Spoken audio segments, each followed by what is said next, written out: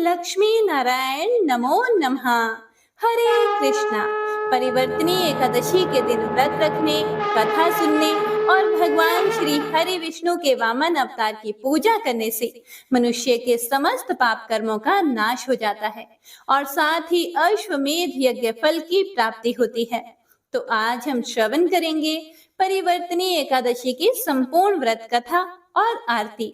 किसी भी कारणवश यदि आपने व्रत नहीं भी रखा है तो भी कथा को सुनने मात्र से मनुष्य की समस्त मनोकामनाएं पूर्ण होती हैं। मनुष्य को जीवन की बाधाओं, पापों और संकटों से रक्षा होती है। जीवन के सभी कष्टों से छुटकारा मिलता है और धन, सुख, सौभाग्य का आशीर्वाद प्राप्त होता है और साथ ही अपार धन संपत्ति की प्राप्ति होती है। ऐसा स्वयं भगवान श्री कृष्ण कहते हैं। तो आइए ऐसी पुण्यमयी एकादशी कथा का पूरे भक्ति भाव और प्रसन्नचित मन से रसपान करते हैं। जय श्री गणेश। भगवान श्री कृष्ण के श्रीमुख से एकादशियों का महात्म्य सुनकर श्रद्धा पूर्वक उन्हें प्रणाम करते हुए युधिष्ठिर महाराज ने कहा, हे केशव, आपके श्रीमुख से एकादशियों की कथा सुनकर मुझे असीम आनंद की प्राप्ति हो रही है। हे मधुसूदन, हे प्रभु, भादो की शुक्ल पक्ष की एकादशी का क्या नाम है तथा उसके व्रत का क्या विधान है? उस एकादशी के उपवास को करने से किस फल की प्राप्ति होती है? हे कृष्ण, कृपया करके यह सब समझाकर कहिए। तब श्री कृष्ण ने कहा, हे पार्थ, भाद्रपद माह के शुक्ल पक्ष की एकादशी को परिवर्तनी एकादशी कहते हैं। इस एकादशी की कथा के सुनने मात्र से ही सभी पापों का शमन हो जाता है और मनुष्य स्वर्ग का अधिकारी बन जाता है। इस एकादशी की कथा से नीच पापियों का भी उद्धार हो जाता है।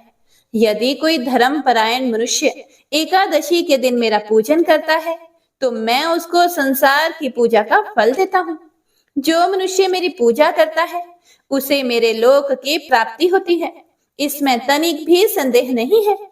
जो मनुष्य इस दिन मेरा कमल से पूजन करता है वे अवश्य ही मेरे समीप आता है।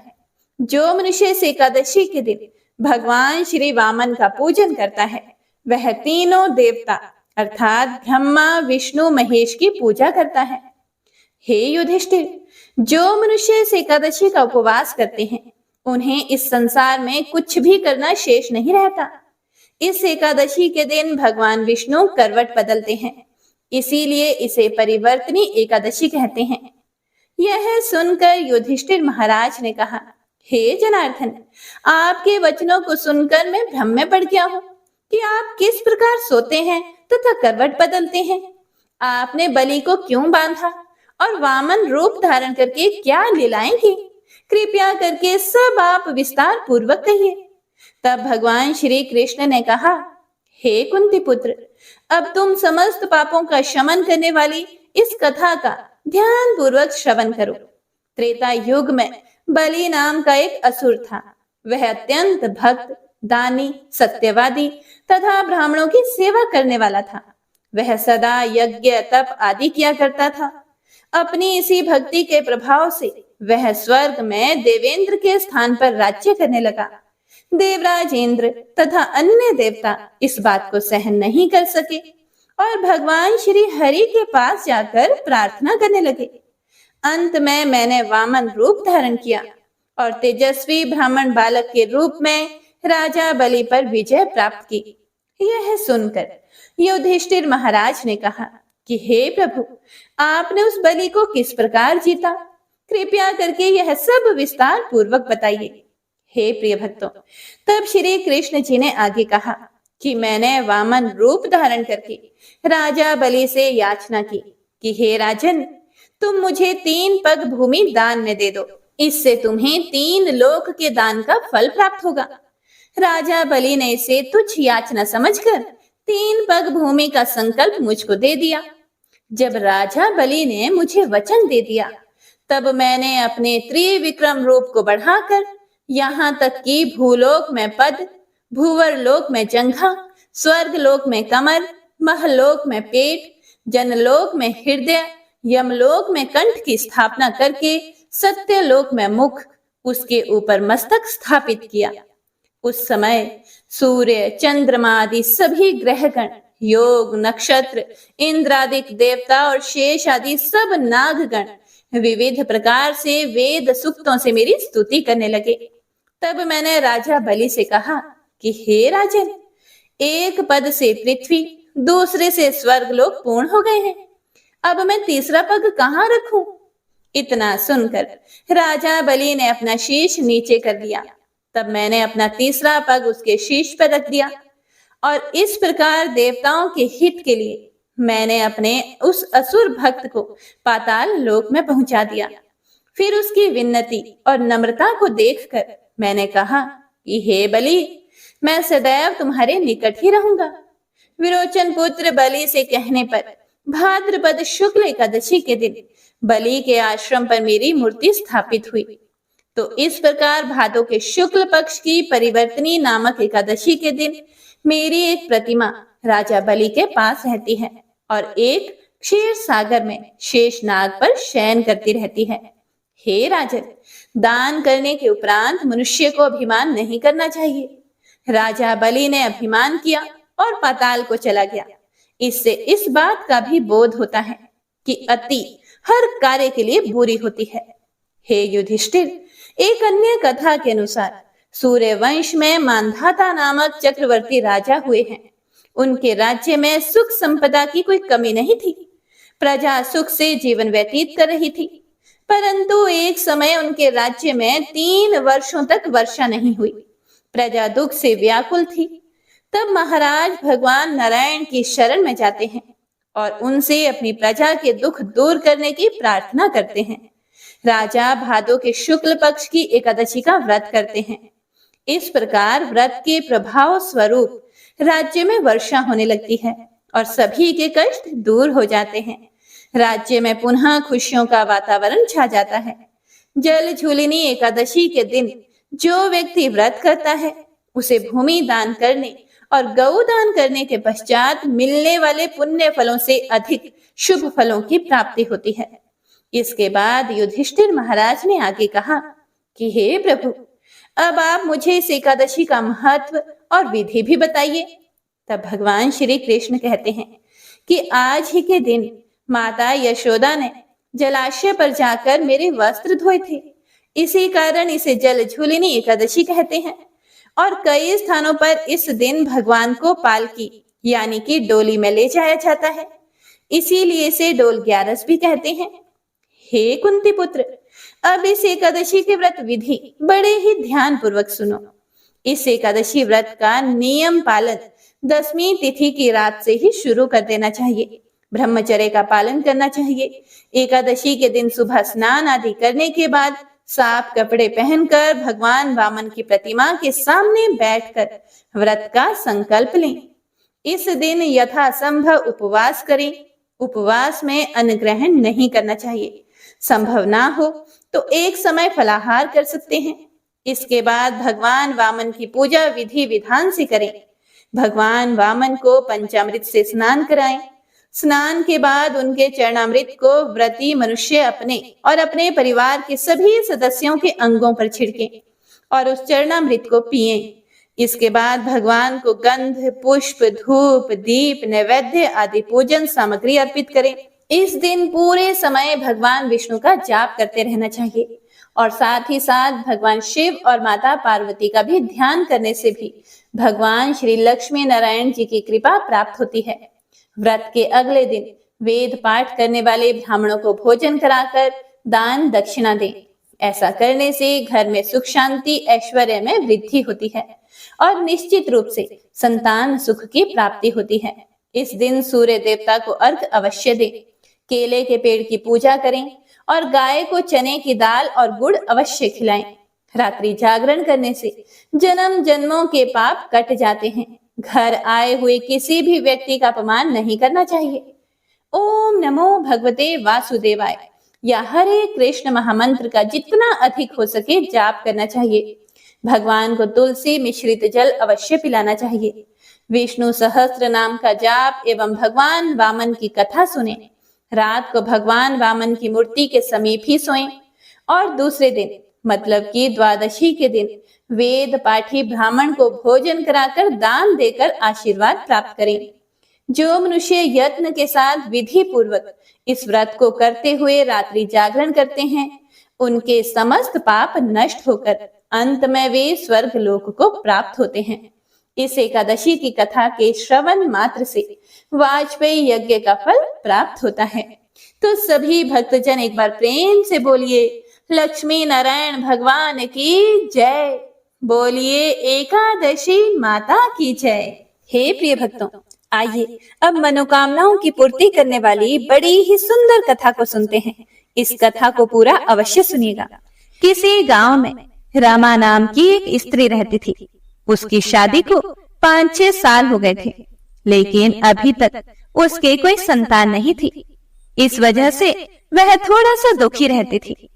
एक बार श्री राधा अष्टमी का उत्सव आया और गांव की कुछ औरतें बरसाना जा रही थी। औरतों ने रमा से कहा कि तुम भी बरसाना चलो। राधा रानी तो बड़ी दयालु हैं, वह अवश्य ही तुम्हारी गोद भी भरेंगी। वह स्त्री कई दिनों से घर से बाहर नहीं निकली थी, मतलब कि रमा आज तक कभी भी 7-8 दिन अपने घर से बाहर नहीं रही थी। इसीलिए उसके पति और सास ने भी उसे जाने की आज्ञा दे दी। बस उसने मन में ठान लिया कि राधा रानी मेरी गोद जरूर भरेंगी। जिस दिन उसे जाना था उसी दिन उसके पैर में चोट लग गई, चला भी नहीं जा रहा था। फिर भी वह स्त्रियों के संग यात्रा पर चल पड़ी। सारे रास्ते ट्रेन में राधा कृष्ण का जाप कीर्तन करते हुए गए। इस प्रकार सभी स्त्रियों के साथ वह बरसाना पहुंच गई और सभी नहा धोकर राधा जी के मंदिर में जाने के लिए तैयार हो गए। हे प्रिय भक्तों, राधा जी के महल में जब जाते हैं तो ऊपर बहुत सी सीढ़ियां चढ़नी पड़ती है। वह जैसे ही सीढ़ियां चढ़ने लगी तब वह स्त्रियों को बोली कि तुम लोग आगे आगे चलो, मैं थोड़ा धीरे धीरे सीढ़ियों से आ रही हूँ। मेरे पैर में चोट लगने की वजह से मुझसे चला नहीं जा रहा। 2-4 सीढ़ियां चढ़ने के बाद उसका पैर मुड़ गया और वह नीचे गिरने लगी। हे प्रिय भक्तों, तभी एक 7-8 साल की कन्या ने उसका हाथ पकड़ लिया। रमा बोली, हे बेटी, आज अगर तुम ना होती तो मैं नीचे गिर जाती। वह कन्या बोली, मैया, मैं तुम्हें ऐसे कैसे गिर जाने देती? फिर रमा ने पूछा, बेटी तुम्हारा क्या नाम है? वह बोली, लाडो नाम है मेरा, यहीं पास में रहती हूँ। वे दोनों सीढ़ियों पर बैठ गए। लाडो कहने लगी, मैया मेरे लिए क्या लाई हो? रमा ने सोचा, ना कोई जान पहचान और लाडो ऐसी बात कर रही है। फिर रमा ने कहा कि लाडो, मैं कल तुम्हारे लिए कुछ ना कुछ अवश्य लेकर आऊंगी, तुम्हें क्या पसंद है? तब लाडो बोली कि मुझे नथनी, गले का हार, कान के कुंडल, चूड़ियां, मेहंदी, घाघरा चोली, यह सब चीजें पसंद है, कुछ भी ले आना। इतना कहकर वह बालिका वहां से भाग गई। जैसे तैसे रमा भी मंदिर में दर्शन करके लौट आई। फिर रमा आकर उस बालिका के बारे में सोचने लगी और फिर रमा ने बाजार से उसके लिए गले का हार और चूड़ियां खरीदी। अगले दिन वहीं जहां वह मिले थे, वह लाडो उसका इंतजार करते हुए मिली। फिर लाडो रमा को उसी जगह मिली। फिर चूड़ियां और गले का हार जैसे उसे दिया, वह बोली कि बस इतनी सी ही, और चीजें नहीं लाई, और वह मुंह फुलाकर बैठ गई। तब रमा बोली, अभी मैं 8 दिन के लिए यहीं पर हूँ, रोज तुम्हारे लिए कुछ ना कुछ लाया करूंगी। यह सुनकर लाडो उसकी गोदी में बैठ गई और गले से लग गई। रमा तो रोने लगी, उसे जैसे एक संतान मिल गई। खूब प्यार से उसके सिर पर हाथ फेरा। ऐसे ही वह फिर चली गई। रमा ने मंदिर से आकर घाघरा और चोली उसके लिए बनवाए। ऐसे ही रोज कुछ ना कुछ वह उसे देती रहती। एक दिन रमा कहती है कि अब यह सारी चीजें मुझे पहनकर भी तो दिखाओ, कैसी लगती है? लाडो बोली, कल राधा अष्टमी है, कल पहनूंगी। इस बार लाडो के साथ एक लड़का भी था। उसे देखकर रमा ने कहा कि आज पता नहीं क्यों मेरे मन में क्या आया, मैंने एक धोती और मुकुट मोर वाला लिया है, क्या मैं इसे दे दूं? लाडो बोली, यह कनुआ है, मेरे साथ ही रहता है, हाँ तुम इसे दे दो। ऐसा कहकर वे दोनों सामान लेकर चले गए। हे प्रिय भक्तों, अगले दिन राधा अष्टमी थी। जब रमा सीढ़ियों पर आई, वहां उसे आज कोई भी नहीं मिला, ना वो लाडो और ना ही वह लड़का। बहुत इंतजार के बाद जब रमा मंदिर में पहुंची तो वहां बहुत भीड़ थी, कीर्तन और नृत्य भी हो रहा था। फिर भी किसी तरह भीड़ को चीरती हुई वह आगे पहुंची और वहां देखकर राधा जी को जब देखा और ठाकुर जी को देखा, रमा ने जो जो चीजें लाडो को दी, वही सारा सामान सब जो वह लाई थी वह राधा रानी और कृष्ण भगवान ने धारण किया हुआ था। वह पत्थर सी हो गई, आंखों से आंसू बहने लगे। बात समझते उसे देर न लगी कि वह लाडो राधा जी और कनुआ कृष्ण जी हैं। स्वयं जगत के पालनहार उसके पास आते थे। राधा जी उसकी गोदी में बैठती थी और उसे मात्र सुख प्रदान करती थी। वह तो जैसे बावरी हो गई, दिन रात लाडो लाडो कहती रहती, पुकारती रहती। वह स्त्रियों से बोली कि तुम लोग घर जाओ, मैं नहीं जाऊंगी। उसकी सास और पति भी उसे लेने आए, पर वह साथ नहीं गई। अब तो प्रतिदिन वह सीढ़ियों पर बैठे बैठे आंसुओं से सीढ़ियां धोती, पलकों से बुहारती। ऐसा करते करते उसे 30 वर्ष हो गए। एक दिन एक बालिका उसका हाथ पकड़कर ऊपर अट्टालिका में ले गई। वहां जाकर बोलती है, लो आ गई मैं ही हूं तेरी लाडो। ऐसा कहकर बाहें फैलाकर रमा को बुलाने लगी और अपने गले लगा लिया। हे प्रिय भक्तों, उस दिन रमा ऐसे गले लगी कि पार्थिव शरीर को छोड़कर सदा के लिए अपनी लाडो के पास चली गई। तो प्रेम से बोलिए, कृष्ण भगवान और बरसाने वाली राधा रानी सरकार की जय। हे प्रिय भक्तों, तो आइए अब एकादशी माता और तुलसी माता की कथा को सुनते हैं। इन कथाओं को सुनने से ही एकादशी का व्रत पूर्ण माना जाता है और मनोकामनाओं की पूर्ति होती है। एक बार एक बूढ़ी माँ ने एकादशी का व्रत रखा। बड़े ही भक्ति भाव से पूजा अर्चना की। वे बहुत ही वृद्ध थीं, फिर भी उन्हें वृद्धावस्था में क्या बाधा थी। वे तो अपने पुत्र पौत्रों की सुख सुविधा के लिए व्रत रखने लगी थी।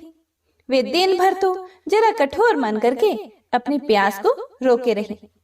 दिन में पूजा पाठ किया, कथा सुनी और पंडित जी को मिट्टी के पात्र में भरकर पानी और ऋतु फल दान में दिए। डोना भर भर के बूरा शक्कर वितरण किया। दिन में गर्मी बहुत थी, जिसकी वजह से उन्हें गर्मी के कारण बहुत बेचैनी हो रही थी।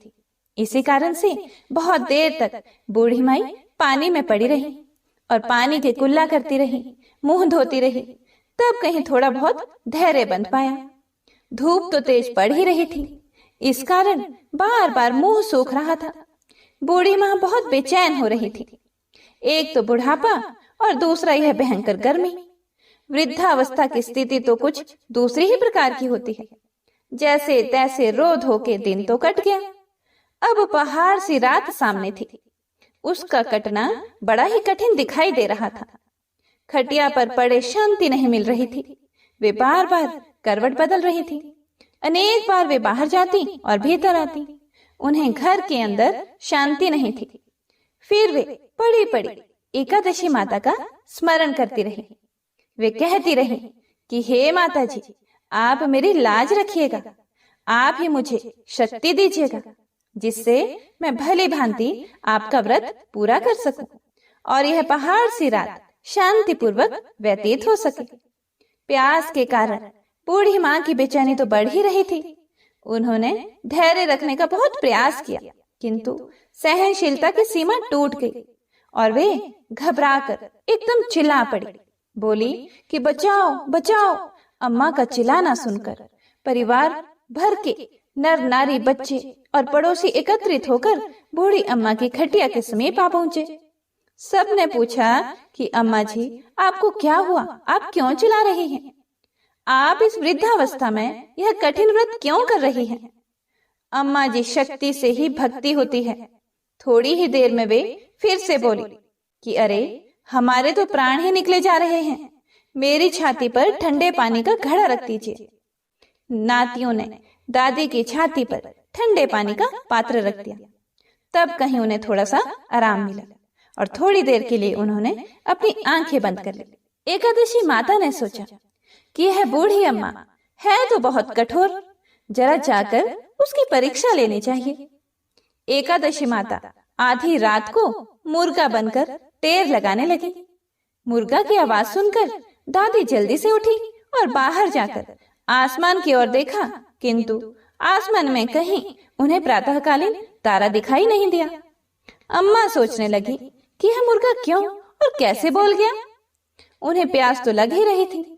थोड़ा बहुत उनका मन भी विचलित होने लगा था, किंतु अंत में उन्होंने दृढ़ निश्चय किया कि मैं अब व्रत को पूर्ण करके ही छोड़ूंगी, चाहे भले ही मेरे प्राण निकल जाए।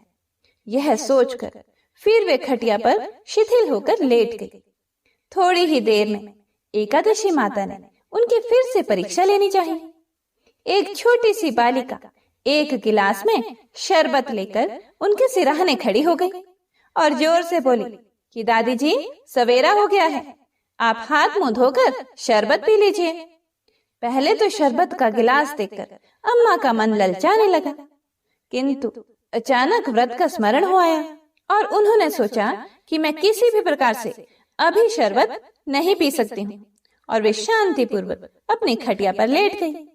फिर थोड़ी ही देर में उन्हें ऐसा लगा जैसे किसी ने उन्हें पानी के कुएं में पटक दिया हो। वे बड़ी देर तक उस कुएं में हाथ पांव चलाते रहे, किंतु उन्होंने अपने मुंह में पानी की एक बूंद भी नहीं जाने दी और वे दृढ़ता पूर्वक अपना व्रत पालती रही। थोड़ी ही देर में ना जाने कहां से सामने आग जलने लगी, जिससे भारी गर्मी बढ़ने लगी। प्यास के कारण प्राण निकलने लगे, किंतु बूढ़ी अम्मा का कुछ भी नहीं बिगाड़ पाया। वे जहां की तहां मुस्कुराती हुई सी बैठी रही। थोड़ी ही देर में बाहर प्रकाश दिखाई देने लगा। ऐसा लगा कि जैसे सवेरा हो गया हो। बूढ़ी अम्मा ने जब बाहर निकलकर देखा तो समझ गई कि अभी सवेरा होने में 3-4 घंटे की देरी है। यह जानकर वे शांति पूर्वक इधर उधर घूमने फिरने लगी। एकादशी माता यह बात अच्छी तरह से समझ गई थी कि यह बूढ़ी अम्मा किसी भी प्रकार से अपने व्रत से नहीं टल सकती। वे उनके सत्य व्रत को अच्छी तरह से समझ गई। सवेरा होते ही बूढ़ी माता ने स्नान किया, भगवान का पूजन पाठ किया, एकादशी माता की कथा सुनी, ब्राह्मणों को दक्षिणा देकर भोजन कराया। तब कहीं उन्होंने जल ग्रहण किया। कन्याओं को भोजन कराने के बाद अम्मा ने स्वयं भोजन किया। उस श्रेष्ठ व्रत के प्रताप से बूढ़ी अम्मा की आयु में वृद्धि हो गई। उनका घर परिवार हरा भरा हो गया। घर में अब उनके कोई अभाव नहीं रहा। वे हर तरह के सुख साधनों से संपन्न हो गई। नाती नातिनों से उनका घर भर गया और वे उसी दिन से 12 महीने की एकादशी का व्रत करने लगी। एकादशी माता के व्रत के प्रताप से इस संसार में हर प्रकार के सुख भोगकर अंत में वैकुंठ धाम को चली गई। जैसे एकादशी माता ने बूढ़ी माता और उनके परिवार को हरा भरा किया, ऐसे ही एकादशी माता हम सभी की मनोकामनाओं को पूर्ण करे। बोलिए एकादशी माता की जय। बोलिए श्री तुलसी शालिग्राम जी की जय। हे प्रिय भक्तों, अब आइए सुनते हैं भगवान श्री गणेश की कथा। उसके बाद तुलसी माता की कथा को सुनेंगे। एक बार की बात है, भगवान भोलेनाथ और माता पार्वती दोनों कार्तिकेय जी और गणेश जी के विवाह की चर्चा कर रहे थे।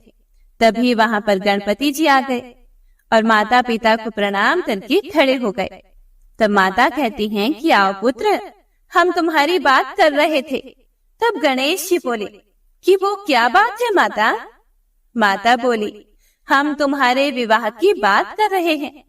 तब गणेश जी ने कहा कि हे माँ, हे पिताजी, मैं विवाह नहीं करूंगा, इसीलिए आप मेरे लिए परेशान ना हो। हे पिताश्री, मैं इस विवाह के बंधन में नहीं बंधना चाहता। यह कहकर गणेश जी तप के लिए एक जंगल में चले जाते हैं और तप करने लगते हैं। तभी वहां पर एक राजकुमारी आती है और गणपति जी का एक अजीब सा रूप देखकर उन पर मोहित हो जाती है और उनकी तपस्या भंग करने लगती है। जब गणेश जी की तपस्या भंग हो जाती है, तब भगवान श्री गणेश उस स्त्री से कहते हैं, हे देवी, तुम कौन हो और मेरी तपस्या क्यों भंग कर रही हो? फिर उस देवी ने कहा कि हे प्रभु, मैं तुलसी हूँ और वर की तलाश में निकली हूँ, इसीलिए आप मुझे अपने लिए योग्य वर लगे, इसीलिए मैं आपकी तपस्या भंग कर रही थी। तब गणेश जी बोले कि हे देवी, मैं तुमसे विवाह नहीं कर सकता, क्योंकि मैंने विवाह ना करने की ठानी है और मैं अपने माता पिता की सेवा करना चाहता हूँ। बस मैं विवाह के चक्कर में नहीं पड़ना चाहता, इसीलिए आप अपने लिए कोई और वर देख लीजिए। फिर राजकुमारी तुलसी को क्रोध आ जाता है और वह गणेश जी को श्राप देती है और कहती है कि तुमने मेरा अपमान किया है, इसीलिए आगे जाकर तुम 2 स्त्रियों के पति बनोगे। और भी ज्यादा अपमानित शब्द कहने लगी। तब गणेश जी को क्रोध आ जाता है और गणेश जी बोले, मैं विघ्नहर्ता गणेश तुम्हें श्राप देता हूँ कि तुम कल की युग में एक वृक्ष का रूप लोगी और असुर से तुम्हारा विवाह होगा। यह श्राप सुनते ही वह गणेश जी से माफी मांगती है और रोने लगती है। तब गणेश जी उनको रोता देखकर उन्हें क्षमा कर देते हैं और तुलसी जी को यह वरदान देते हैं कि तुम कलयुग में पूजी जाओगी और श्री विष्णु की पूजा तुम्हारे बिना पूरी नहीं होगी और मेरी पूजा से तुम दूर रहोगी और घर घर तुम्हारी पूजा होगी। तुम सब वृक्षों में प्रथम होगी और श्रेष्ठ होगी। इस तरह से गणेश जी माता तुलसी को वरदान देकर वहां से चले जाते हैं और कुछ समय के बाद गणेश जी को विवाह का मन करने लगा और वह विवाह करना चाहते थे, पर कोई भी देवता गणेश जी का अजीब सा रूप देखकर अपनी पुत्री देना नहीं चाहते थे। जब किसी देवता का विवाह होता तो गणेश जी को बड़ा ही क्रोध आता। एक दिन गणेश जी और मूषक ने मिलकर एक योजना बनाई और कहा कि जब मेरा विवाह नहीं होता तो मैं भी किसी का विवाह नहीं करने दूंगा। अब क्या था, जब किसी देवता का विवाह होता तो मूषक वहां जाकर सब कुछ उथल पुथल कर देते। सभी देवता यह सब देखकर बड़े परेशान हो गए और सब ने मिलकर ब्रह्मा जी के पास जाने का निर्णय किया। ब्रह्मा जी ने कहा कि ठीक है, मैं कुछ करता हूँ, और उन्होंने 2 कन्या को बुलाया, एक रिद्धि और दूसरी सिद्धि, और कहा कि तुम दोनों गणेश जी के पास मेरे साथ चलो और जो मैं तुम्हें कहूँ वही काम करना। और वह तीनों गणेश जी के पास चले गए। ब्रह्मा जी ने गणेश जी से कहा कि यह मेरी पुत्रियां हैं, आप इन्हें ज्ञान दें। गणेश जी ने दोनों को ही ज्ञान देना शुरू कर दिया और जैसे ही किसी का विवाह होता, मूषक गणेश जी के पास आता और अपनी बात कहने ही लगता। वैसे ही रिद्धि और सिद्धि गणेश जी का ध्यान अपनी ओर कर लेती थी। ऐसे ही सभी देवी देवताओं का विवाह हो गया। जब यह बात गणेश जी को पता चली तो वह क्रोधित हुए। तभी वहां पर ब्रह्मा जी आ जाते हैं और श्री गणेश जी से कहते हैं कि आप मेरी दोनों पुत्रियों से विवाह कर लो। यह बात सुनकर गणेश जी खुश हो जाते हैं और बड़े ही धूमधाम से श्री गणेश जी का विवाह रिद्धि और सिद्धि के साथ हो जाता है। और कुछ समय गुजर जाने के बाद रिद्धि और सिद्धि के 2 पुत्र होते हैं। रिद्धि का पुत्र शुभ और सिद्धि का पुत्र लाभ, और एक कन्या होती है जिसका नाम संतोषी होता है। हे प्रिय भक्तों, इस प्रकार से गणेश जी का विवाह संपन्न होता है। तो प्रेम से बोलिए जय श्री गणेश। हे गणेश देवता, सबकी मनोकामनाएं पूर्ण करना। हे विघ्नहर्ता, आप सबके काज को पूर्ण करना। ओम नमः शिवाय। जय श्री गणेश। हे प्रिय भक्तों, अब आइए सुनते हैं तुलसी माता के जन्म की कथा। एक बार भगवान शिव के नेत्र से तेज रूपी भयानक ज्वाला निकली, जिसे सृष्टि की रक्षा के लिए भगवान शिव ने समुद्र में डाल दिया। भगवान शिव से निकले उस महान तेज से एक बालक का जन्म हुआ, जो बहुत ही तेजस्वी और शक्तिशाली था। जल में जन्म होने के कारण उसका नाम जलंधर पड़ा। कालांतर में जलंधर असुरों का राजा बना। जलंधर का विवाह दैत्यराज कालनेमी की पुत्री वृंदा के साथ हुआ। वृंदा परम ईश्वर भक्त और पतिव्रता स्त्री थी। जब भी जलंधर युद्ध में जाता, तब वृंदा पति की रक्षा के लिए भगवान के ध्यान में लीन हो जाया करती थी, और जलंधर पतिव्रता स्त्री के तेज से युद्ध में सुरक्षित रहता था। एक बार स्वर्ग का आधिपत्य पाने के लिए जलंधर असुरों की विशाल सेना के साथ देवताओं से जा भिड़ा। जलंधर के नेतृत्व में असुरों ने देवताओं को पराजित कर दिया। स्वर्ग पर असुरों का राज हो गया। देवता गण भागे भागे देव गुरु बृहस्पति जी के पास पहुंचे। बृहस्पति जी के कहने पर देवता गण भगवान विष्णु जी की शरण में पहुंचे। देवता की प्रार्थना सुनकर भगवान विष्णु उनकी सहायता के लिए जलंधर से युद्ध करने के लिए गए, पर भगवान विष्णु शिव के तेज से उत्पन्न जलंधर को पराजित नहीं कर सके और उसे वर मांगने को कहा। फिर जलंधर ने बड़ी ही चालाकी से भगवान विष्णु को लक्ष्मी सहित अपने महल में रहने का आग्रह किया, जिसे भगवान विष्णु मना भी नहीं कर सके। इस तरह से जलंधर ने भगवान श्री हरि विष्णु से भी अभय प्राप्त कर लिया। इसके बाद हार कर देवतागण देव गुरु बृहस्पति के साथ भगवान शिव की शरण में गए। देवताओं की सहायता करने के लिए भगवान शिव जलंधर से युद्ध करने के लिए गए, और भगवान शिव भी उसे पराजित नहीं कर सके, क्योंकि वृंदा का सतीत्व तेज उसकी रक्षा में था।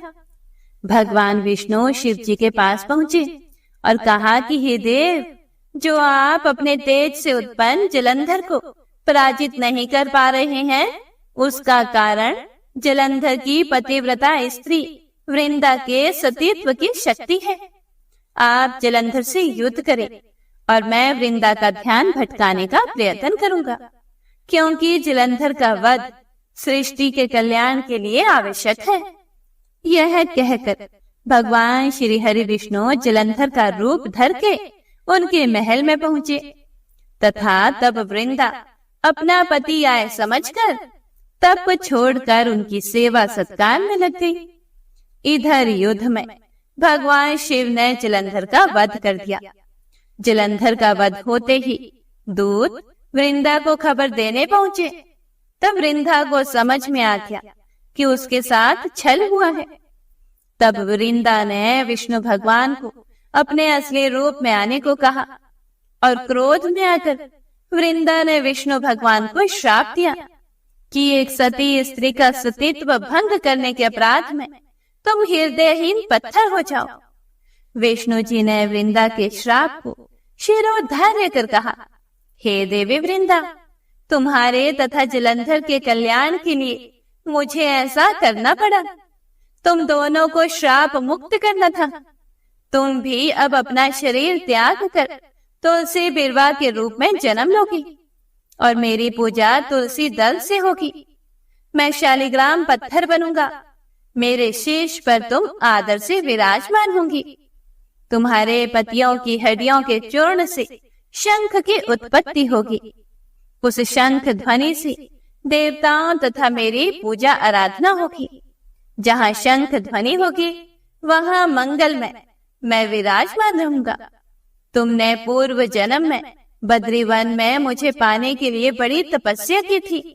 अब अगले जन्म में मैं नारायण प्रस्तर के रूप में बद्रीनाथ वन में स्थापित होऊंगा, और मेरी पूजा अर्चना फल फूल से न होकर तुम्हारी तुलसी दल से होगी। मेरे शीश पर विराजमान होकर तुम मुझसे भी ऊंचा पद प्राप्त करोगे। हे प्रिय भक्तों, इसके बाद वृंदा योगाग्नि में भस्म हो गई। तब उसी भस्म से एक पौधा उत्पन्न हुआ जिसे तुलसी कहा गया। भगवान विष्णु के उसी पत्थर रूप की मतलब कि शालिग्राम से तुलसी विवाह की परंपरा शुरू हुई। इस प्रकार से भगवान विष्णु ने तुलसी का उद्धार किया। तो प्रेम से बोलिए लक्ष्मी नारायण भगवान की जय। बोलिए श्री तुलसी शालिग्राम की जय। हरे कृष्णा। आइए अब सुनते हैं एकादशी माता की आरती। ओम जय एकादशी जय एकादशी जय एकादशी माता। विष्णु पूजा व्रत को धारण कर शक्ति मुक्ति पाता। तेरे नाम गिनाऊं देवी भक्ति प्रदान करनी। गण गौरव की देनी माता शास्त्रों में वरनी। ओम जय एकादशी माता। विष्णु पूजा व्रत को धारण कर शक्ति मुक्ति पाता। मार्गशीर्ष के कृष्ण पक्ष की उत्पन्ना। विश्व तारिणी जन्मी। शुक्ल पक्ष में हुई मोक्षदा मुक्तिदाता बन आई। ओम जय एकादशी माता। विष्णु पूजा व्रत को धारण कर शक्ति मुक्ति पाता। पौष के कृष्ण पक्ष की सफला नामक है। शुक्ल पक्ष में होए पुत्रदा आनंद अधिक रहे। ओम जय एकादशी माता। विष्णु पूजा व्रत को धारण कर शक्ति मुक्ति पाता। नाम षटतीला माघ मास में कृष्ण पक्ष आवे। शुक्ल पक्ष में जया कहावे विजय सदा पावे। ओम जय एकादशी माता। विष्णु पूजा व्रत को धारण कर शक्ति मुक्ति पाता। विजया फागुन कृष्ण पक्ष में शुक्लामल की। पाप मोचनी कृष्ण पक्ष में चैत्र महाबल की। ओम जय एकादशी माता। विष्णु पूजा व्रत को धारण कर शक्ति मुक्ति पाता। चैत्र शुक्ल में नाम कामदा धन देने वाली। नाम बरूथिनी कृष्ण पक्ष में वैशाख माह वाली। ओम जय एकादशी माता। विष्णु पूजा व्रत को धारण कर शक्ति मुक्ति पाता। शुक्ल पक्ष में हुए मोहिनी अपरा ज्येष्ठ कृष्ण पक्षी। नाम निर्जला सब सुख करनी शुक्ल पक्ष रखी। ओम जय एकादशी माता। विष्णु पूजा व्रत को धारण कर शक्ति मुक्ति पाता। योगिनी नाम आषाढ़ माह में जानो कृष्ण पक्ष करनी। देवशयनी नाम कहायो शुक्ल पक्ष धरनी। ओम जय एकादशी माता। विष्णु पूजा व्रत को धारण कर शक्ति मुक्ति पाता। कामिक श्रवण मास में आवे कृष्ण पक्ष कहिए। श्रवण शुक्ला होए पवित्र आनंद से रहिए। ओम जय एकादशी माता। विष्णु पूजा व्रत को धारण कर शक्ति मुक्ति पाता। अजा भाद्रपद कृष्ण पक्ष की परिवर्तनी शुक्ला। इंद्राश्विन कृष्ण पक्ष में व्रत से भव सागर निकला। ओम जय एकादशी माता। विष्णु पूजा व्रत को धारण कर शक्ति मुक्ति पाता। पपंकुशा है शुक्ल पक्ष में आप हरनहारी। रमा मास कार्तिक में आवे सुखदायक भारी। ओम जय एकादशी माता। विष्णु पूजा व्रत को धारण कर शक्ति मुक्ति पाता। देवोत्थानी शुक्ल पक्ष के दुख नाशक मैया। पावन मास में करूं विन्नति पार करो नैया। ओम जय एकादशी माता। विष्णु पूजा व्रत को धारण कर शक्ति मुक्ति पाता। परमा कृष्ण पक्ष में होती जन मंगल करनी, शुक्ल पास में होए पद्मिनी दुख दारिद्र हरनी। ओम जय एकादशी माता, विष्णु पूजा व्रत को धारण कर शक्ति मुक्ति पाता। जो कोई आरती एकादशी की भक्ति सहित गावे, जन गुरुदिता स्वर्ग का वासा निश्चय ही पावे। ओम जय एकादशी माता, विष्णु पूजा व्रत को धारण कर शक्ति मुक्ति पाता, शक्ति मुक्ति पाता। प्रेम से बोलिए एकादशी माता की जय। हे प्रिय भक्तों, तो यह थी आज की परिवर्तनी एकादशी की महापुण्य फल देने वाली कथाएं। उम्मीद करती हूँ यह कथाएं आपको पसंद आई होंगी। पसंद आए तो लाइक करके कमेंट बॉक्स में जय श्री हरि विष्णु या एकादशी माता की जय अवश्य लिखेगा और कथा को ज्यादा से ज्यादा शेयर जरूर कीजिएगा, ताकि अन्य भक्तजन भी कथाओं को सुनकर पुण्य फल प्राप्त कर सकें। भगवान श्री हरि विष्णु और माता लक्ष्मी का आशीर्वाद आप सभी भक्तों पर सदा सर्वदा बना रहे और आप सभी को परिवर्तनी एकादशी की एक बार फिर से हार्दिक शुभकामनाएं।